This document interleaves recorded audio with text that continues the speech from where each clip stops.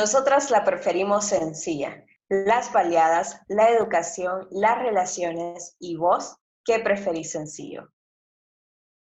Yo prefiero una niñez sencilla. Yo prefiero que las pláticas sean sencillas. Yo prefiero una recreación sencilla. Yo prefiero sencillo los procesos de aprendizaje. Cuando hablas de procesos de aprendizaje, me recuerda mucho, ¿no? En la escuela, la primaria, cuando estamos en eso, ¿no? Que como niños y niñas no tenemos un acompañamiento ni de parte del docente ni de parte de nuestros padres, madres de familia, en cuanto a esos procesos de aprendizaje. Ciertamente lo que vos decís, Dani, pero también recordemos que el proceso de aprendizaje también viene desde nuestra casa. Recuerden que nuestra primera escuela es nuestro hogar, nuestra casa, desde el momento que nosotros compartimos esa libertad recreativa en nuestra casa y cómo nuestros padres nos limitan muchas cosas porque ellos se proyectan su vida, su sueño en los hijos. Entonces, muchas veces los niños o nosotros cuando éramos en nuestra infancia, quizás teníamos esa habilidad, esa creatividad en cuanto al arte, que quizás muchos niños, muchas niñas y niños, ellos tenían esa creatividad de hacer dibujos, otros con las máquinas, las tecnologías, con los juguetes, ellos trataban de experimentar, pero muchos de sus padres ponían límites, pues en cuanto, Limitan. Ajá. limitan muchas veces en cuanto a que ellos desarrollen su habilidad y destreza, y eso cuando ya entra en la educación formal, ellos ven que no pueden expresar libremente lo que ellos quisieran porque se dan cuenta que ahí en casa le dijeron que eso estaba mal, que no era lo correcto, y más que el sistema le impone que las profesiones ya solo van enfocado en lo económico, en lo capital, no ya en lo artístico, que lo ven como que de menos, ¿no? Muy importante lo que mencionas porque hablas sobre cómo se priva a los niños y a las niñas. Muchas veces se privan de la equivocación, de sentir las emociones, se limitan sus posibilidades de crecimiento. Sí, también influye mucho eso, ¿no? De la norma, porque la norma dice, ¿no? Que tenéis que saber matemáticas, español, ciencias naturales para poder pasar a un siguiente nivel. Pero muchos niños y niñas también se ven limitados en temas de creatividad, que te limitan a pintar una pared, te limitan a hacer una manualidad, por ejemplo. O sea, es que es bien complicado. Sí, y también cabe destacar que cada niño, cada niña es distinto, aprenden de maneras distintas. O sea, es importante realmente que haya un buen proceso de formación del niño, de la niña, que los padres puedan identificar todas aquellas habilidades, o sea, que realmente sean como una pauta, identifiquen cuáles son las fuerzas del niño. O sea, hay niños que tal vez aprenden mejor leyendo, otros aprenden por un video, por una Ujú. imagen. O sea, es bien importante ese acompañamiento de los padres, como decía Chelly. O sea, la primera escuela de uno y de una es la casa. Entonces es tan importante cuando el niño ya entra a una educación formal, es tan importante que sea con acompañamiento de su maestra, de su maestro y de sus padres. Hoy estaba escuchando a Lina María, estaba en una conferencia impartiendo sobre las metas y los sueños de los niños y las niñas y la relación que tiene esta con lo que es el sistema educativo. Entonces yo le voy a hacer una pregunta a ustedes ahorita. Cuando llaman de la escuela, ¿ustedes qué se imaginan en esa llamada? Problemas. Me Ajá. preocupo.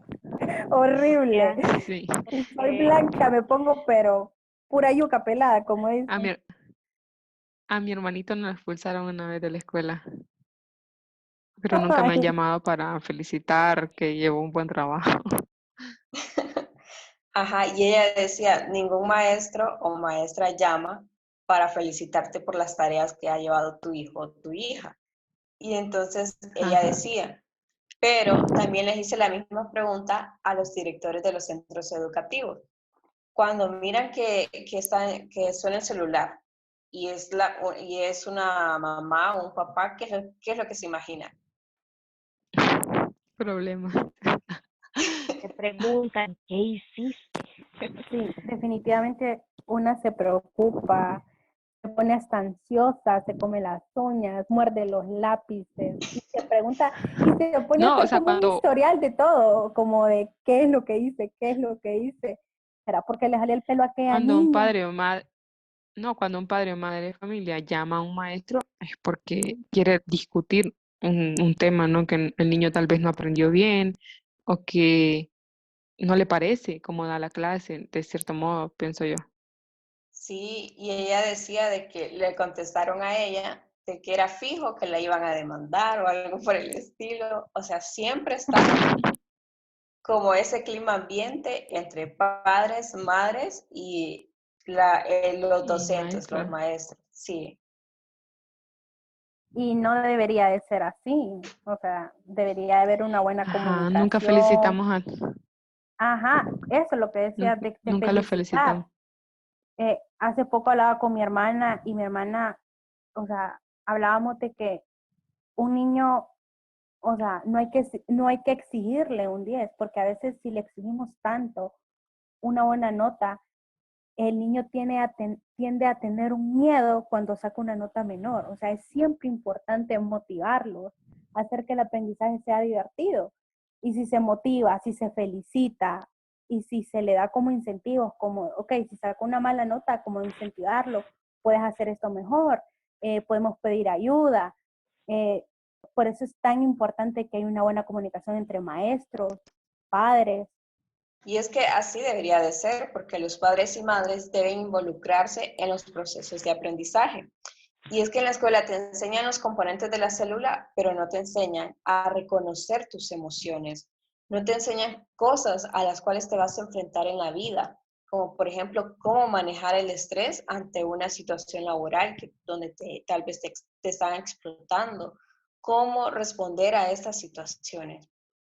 Y también cabe destacar que es bien importante como de que el maestro genere un ambiente de confianza en su aula de clases, porque así, si hay un vínculo entre el niño y la niña y el maestro puede diferenciar muchas emociones, muchas actitudes del niño y puede llevar un buen acompañamiento, puede acercarse a los padres, decirles, su hijo se está comportando de esta manera, su hijo o su hija se está comportando de esta manera, qué es lo que está pasando, porque las niñas y los niños a veces en sus centros de estudios es donde más proyectan todas las emociones negativas que tienen como encerradas en casa.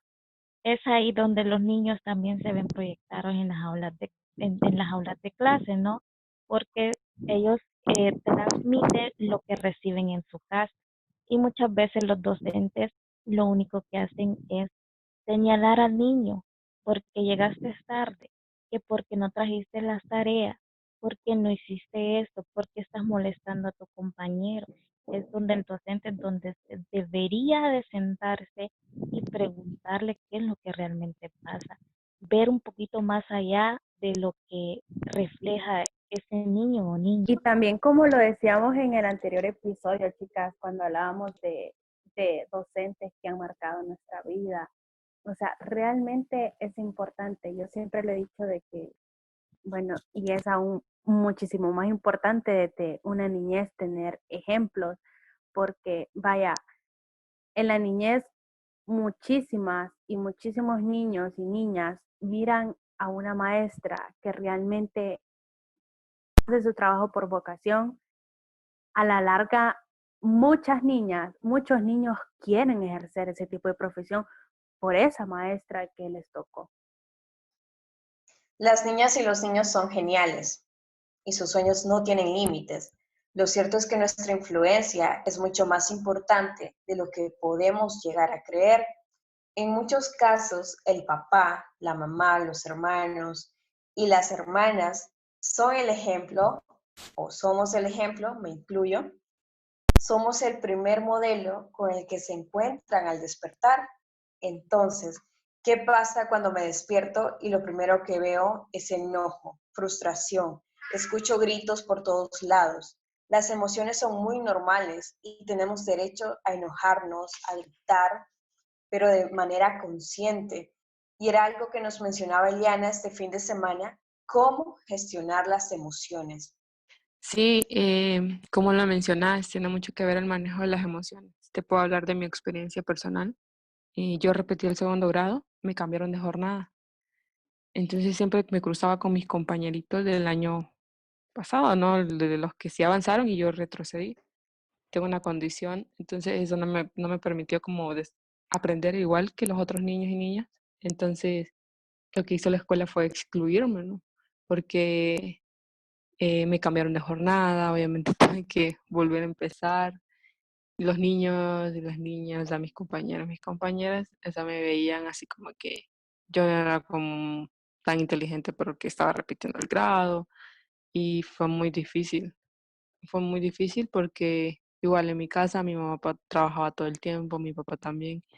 Vivía, o sea, solo con mis hermanos y mis hermanas y era como, bueno, en lo que toca, ¿no? Solito, o sea, solita, ni como niña tenés que aprender a canalizar esas emociones y aprender que ni modo. Sí, y definitivamente es bastante difícil como tratar de controlar esas emociones porque realmente te excluyen y no sabes qué hacer, o sea, no Es sabes lo de, controlar. ajá, esto es lo del bullying, ¿no? Antes pues, no le llamaban bullying, pero era bullying. Y ahora, ahora que hay como tantas campañas para la prevención del bullying y que se habla el tema como tal y que se previene y todo esto, o sea, hay como menos casos de suicidios en niños y niñas. También están los factores externos que tienen como afectar el rendimiento escolar, que muchas veces no es porque tal vez el padre o la madre esté ahí, sino porque tal vez no se está implementando las técnicas adecuadas de aprendizaje. Más que todo, Melissa, es que no se nos está brindando las herramientas correctas.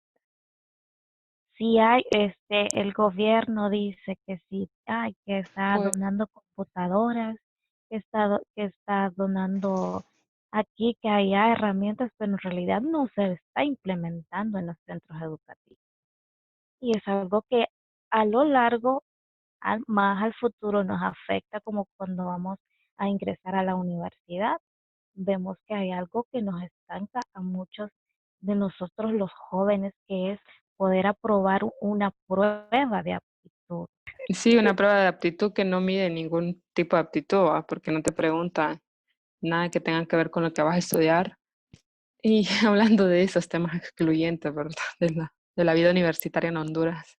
Sí, y también es tan importante no enseñarles a competir a los niños, como ni de Sí. compararlos tampoco con otros niños y con otras niñas, porque como decía al principio, todos los niños y todas las niñas son diferentes, son distintos y distintas. Tienen, o sea, es que como decía Chelly, no se notan las herramientas, porque creo que si realmente hubiera así como una escuela para padres, se podría decir, en el que realmente se les enseñara a ellos cómo ¿Cómo ser padre? identificar, ajá, cómo identificar las habilidades de su niño y de su Bueno, niña, o sea, identificarlas y poder incentivarlos a ellos que hagan lo que les gusta. No hacerles Eh, porque desde ese momento cuando nos gusta algo y nuestros padres nos limitan, desde ahí el niño, la niña se empieza a crear fronteras. bueno, mencionando lo que decías, bueno, escuela para padres sí existe. Es algo que se ha implementado, no, Nos ha no sé hace movido. cuánto, pero sí existe. Pero ¿qué pasa? Son temas que no van relacionados a tu necesidad, a tu contexto, porque cada centro educativo tiene diferentes necesidades o diferentes problemáticas. En cambio, el sistema educativo manda una línea en donde cada centro educativo tiene que seguir esa línea. Exactamente, no se acopla a las necesidades o sea, posiblemente el 50% de los niños y de las niñas tienen acompañamiento de sus padres y el otro 50% no lo tienen. Entonces, ¿qué pasa con este sector? O sea, ¿qué pasa con estos niños y con estas niñas que no se les hace un acompañamiento, donde no se le puede, porque, o sea, es que es tan importante identificar cómo puede aprender un niño, porque no todos los niños aprenden de la misma manera. Hay factores que también intervienen aquí y es lo que es la alimentación. Sí, la verdad, la alimentación influye demasiado y haciéndolo al contexto de nuestro país, investigando yo me di cuenta de que, o sea, me causó algo de indignación de que decían, no es una tasa alta, pero hay 700,000 niños que tienen desnutrición crónica en nuestro país. Y no solamente la nutrición afecta, también el hecho de que estos niños no tienen un centro educativo adecuado para niños y para niñas. No hay un lugar para que haya una recreatividad buena, no sé, o sea, ni su ambiente escolar no es bueno, no es saludable para ellos. Con la alimentación es bien importante de que los niños de 0 a 2 años tengan una buena alimentación. Y en este país, o sea, más del 23% de los niños están desnutridos en esa edad. Entonces, ¿qué pasa con estos niños? Más el sistema que no tiene como, no nos da, no nos da una respuesta como para qué hacer con estos niños y con estas niñas. Entonces, se vuelve tan difícil. Sí, que te iba a mencionar sobre lo que decía una psicóloga que se llama Mach, de que uno de los grandes errores que cometen los maestros y las maestras es castigar al niño o a la niña con quitarle el recreo. Y el recreo no es una opción, o sea, no es opción quitarle el recreo a un niño o a una niña.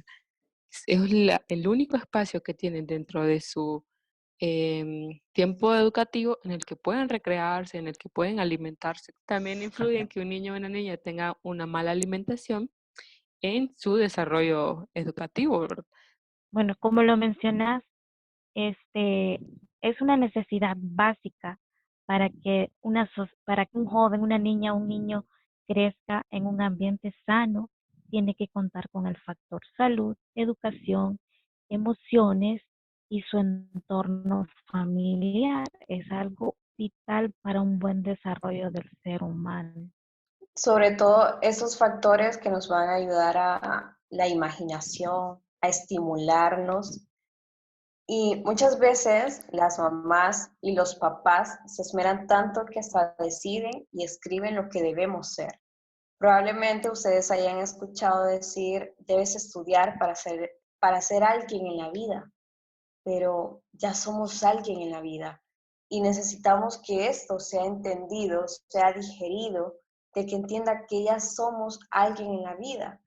Hay muchas niñas, muchos niños que desean ser algo, cuando sean grandes dicen yo quiero ser, pero también hay muchas personas de que simplemente no miran como obtener un título universitario como la realización personal. Y está bien, pero ¿qué pasa cuando te están obligando en tu casa a obtener un título universitario porque por fuerza eso debe ser tu realización personal? No se trata de que los padres y madres elijan las metas que han de cumplir sus hijos o sus hijas. Son una guía para que ellos o ellas establezcan sus propias metas, aprender a respetar esas decisiones acompañándolas. También tiene mucho que ver de que cuando, si tu papá es ingeniero, obligatoriamente tenés que ser ingeniero, ingeniera. Si tu mamá es enfermera, médico, tenés que ser eso porque es que es el legado de la familia. Entonces terminás odiando esa profesión o siendo un profesional frustrado. Es cierto lo que vos mencionás, Dani. Yo siento que los padres, lo que he visto, he identificado en algunos padres, que ellos se proyectan su sueño a través de sus hijos. Ellos dicen que ellos quieren lo mejor o quieren que los hijos tengan lo que ellos no tuvieron, pero en realidad ellos te imponen, te exigen a estudiar algo que a vos no te gusta. Es como que te pongan a hacer una actividad que a vos no te agrada, entonces detestás eso, como lo mencionaste vos. Y eso es lo que pasa en nuestra sociedad actual. Muchas veces nos imponen a estudiar ingeniería porque es la que más se exige, porque es la que se gana más, a diferencia de un psicólogo. ¿De qué vas a vivir si estudias de psicología? ¿O de qué vas a vivir si estudias trabajo social? No, tenés que estudiar ingeniería, tenés que estudiar medicina, porque es lo que gana, es lo que da dinero. Aquí cabe destacar también la importancia del autocuidado, porque si bien es cierto, no hay un manual que les enseñe cómo ser padres, cómo ser madres, cómo ser maestros, hasta que ya están en la práctica. Y yo creo de que es necesario el autocuidado, hacernos una autoevaluación y decir, ¿estoy haciendo bien esto? ¿Qué estoy proyectando a mi entorno? Y escuchar, pero escuchar desde el respeto y la empatía, los sueños de las demás personas. También ir paso a paso, incentivarlo constantemente. Si es bueno en el baile, pues entonces busquemos una academia de baile, no sé, tratar de experimentar estas cosas, de explotar sus habilidades, tampoco de saturarlo, pero sí importante ir paso a paso. Y sobre todo enseñarle de que si algo no sale bien, podemos gestionar esas emociones, podemos buscar otras soluciones, otras opciones, pero que tu sueño se cumple, se cumple. Exactamente, Melissa, o sea, totalmente de acuerdo como lo decís. Y también el motivar a los niños que hagan lo que les gusta, eh, o sea, meterlos, como decís vos, o sea, adecuarse también de acuerdo a lo que se pueda pagar, pues, o sea, yo pongo el ejemplo de mi sobrino, a mi sobrino le encanta pintar y él ha aprendido a dibujar a puros videos de YouTube y es, o sea, es impresionante cómo dibuja, cómo ni usando, o sea, ni usando un trazo, o sea, lo hace buenísimo. Entonces es bien importante como motivar. Si desde su temprana edad ellos son conscientes de que pueden lograr y pueden realizar las cosas que les gusta, o sea, es realmente cuando a medida que vaya pasando cada etapa de crecimiento, va a pensar, no me tengo que limitar, tengo que hacerlo. O sea, se empieza a automotivar él o ella sola. Esta semana nosotros realizamos una encuesta que era ¿qué hubieses querido ser de grande? Y si ya lo eres, cuéntanos. Entonces les voy a compartir algunas. Una dice, maestra, ese era mi juego favorito con mis vecinos. Sí, todos los días vivo en un sueño. Quería ser abogada y terminé estudiando otra carrera. Solo quería cambiar al mundo. Arqueólogo y biólogo, presidente de la nación y filántropo. Pero también unos corren con mucha suerte. Una compañera nos compartió su experiencia de que desde muy pequeña ella siempre había querido ayudar a las personas y que su mamá le había dicho que estudiara trabajo social. Y qué súper, ¿no? Que pudo lograr este sueño y ahora es lo que está estudiando. Sí, definitivamente es lindo realizar sueños. Aquí nos comparten más y dicen, ser periodista por ahora lo tengo en pausa, pero no abandono. Y eso es lo importante, nunca abandonar nuestros sueños. Otra vez yo quería ser una top, pero no pude, lástima. Pero hay algunos que abandonamos nuestros sueños. ¿Y ustedes qué querían ser? Si hubieran podido cambiar lo que son ahora. Fíjate que yo de pequeña yo quería ser pianista, pero ¿sabes por qué? Porque Pues, cuando yo iba a la iglesia con mi abuela, yo miraba una chava que, que le daban el espacio para que tocara alguna melodía con el piano, solo con el piano. Entonces yo me proyectaba en ella, yo me veía, pucha, yo quiero ser como ella, decía, quiero ser pianista. Pero a través del tiempo, cuando vas creciendo, como que ya empezás como que ver la realidad. Y ya luego quería ser administradora de empresas. y después descubrí que no me gustan las matemáticas. Yo odio las matemáticas. Por dos. Ay, no. Así que ya cuando entré a la universidad, ya para estudiar derecho, pero ya es la influencia de terceras personas, de, de cómo está la sociedad, la violencia, ¿no? Y eso influye bastante a que las personas adultas te digan, eh, no estudies eso, o te limitan, pues, o que te impone, o, o que te pone esa barrera, pues, no te deja esa libertad de poder elegir lo que vos decidiste estudiar. Entonces yo opté por estudiar trabajo social. Actualmente yo soy licenciada en trabajo social y la verdad que a estas alturas eh, creo que he tomado la buena decisión. No me arrepiento de haber estudiado trabajo social. ¿Y vos, Andrea? Bueno, fíjate que a mí, o sea, siempre quise ser doctora en la rama forense, o sea, me encanta, pero bueno, lastimosamente no pude porque se me limitó en el examen. Volvemos a eso de que se nos limita. Pero mi objetivo siempre ha sido ayudar a las personas que más lo necesitan y actualmente estudio trabajo social y bueno, espero que el día de mañana me pueda especializar en la rama forense. Pero a veces uno piensa de que las cosas no pasan por algo y posiblemente este es mi fuerte. ¿Y vos, Melissa?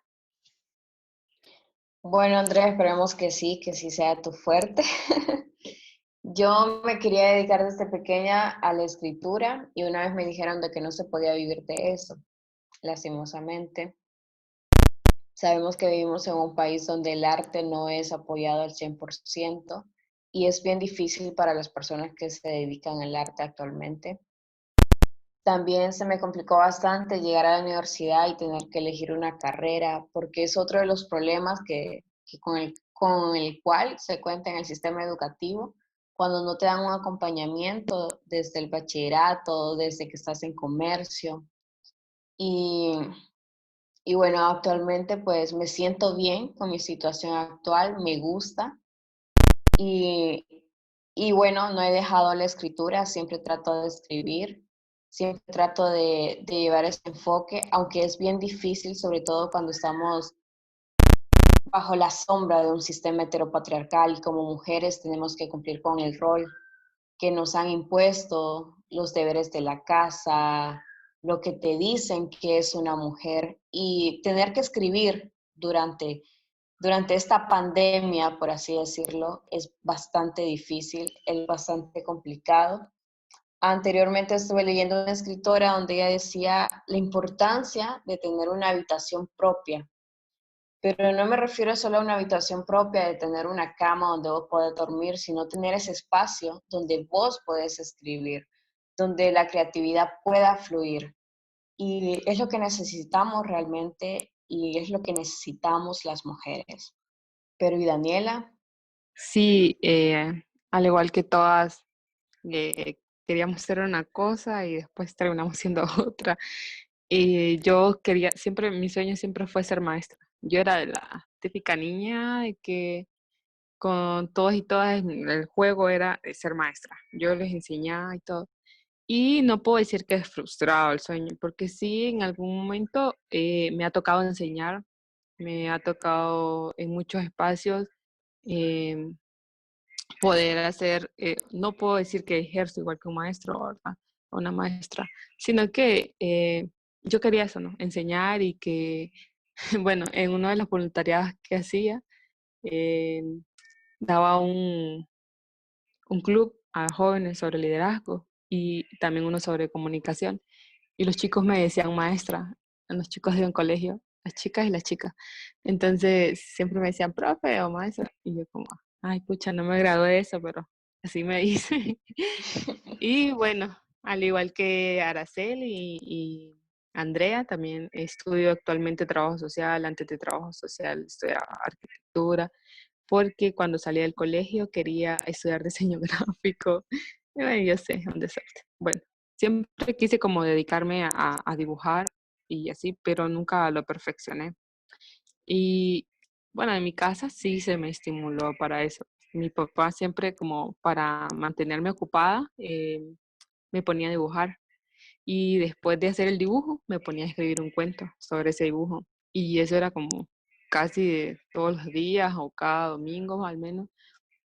Entonces iba desarrollando esa pasión por dibujar, por escribir, por leer también, porque era como, o sea, me daban libros para leer y de esos libros yo tenía como, desarrollaba mi imaginación para poder escribir algo. Solo que ahora siempre como, soy un poco como insegura para escribir cosas, pero es algo que puedo retomar en cualquier momento. Es bien difícil y yo considero que es necesario apoyarnos entre nosotras y apoyar nuestros sueños, porque siento que es más difícil para nosotras las mujeres el hecho de queremos ser algo y llegar a serlo es bastante complicado, sobre todo recordando el sistema heteropatriarcal en el que nos desarrollamos y el hecho de poder decidir, tomar el control remoto y decidir lo que queremos ser es un gran avance, es un gran acto de rebeldía y sobre todo defender ese sueño que nosotras tenemos. Y bueno, recordando también a los padres, a las madres, y a las hermanas mayores o hermanos mayores, la importancia de escuchar a los menores, escuchar desde el respeto, el autocuidado, ir paso a paso e incentivarlo y apoyarlo en cualquier momento. Así es, Meli. Fíjate que yo soy hermana mayor y desde pequeña siempre me ha tocado ver por mis hermanitos. Y siempre estoy constantemente como preguntando, ¿y qué quieres ser cuando sea grande? Y la vez pasada me decía mi hermanito, ¿qué me preguntas tanto? Y yo, es que ando buscando ideas. Sí.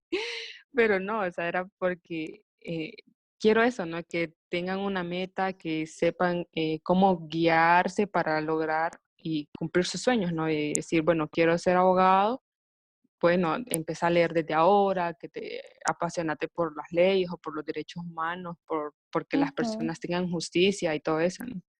exacto. Es necesario soñar con ellos y bueno, recordándoles de que nos pueden buscar en nuestras plataformas digitales y redes sociales como nosotras la preferimos sencilla.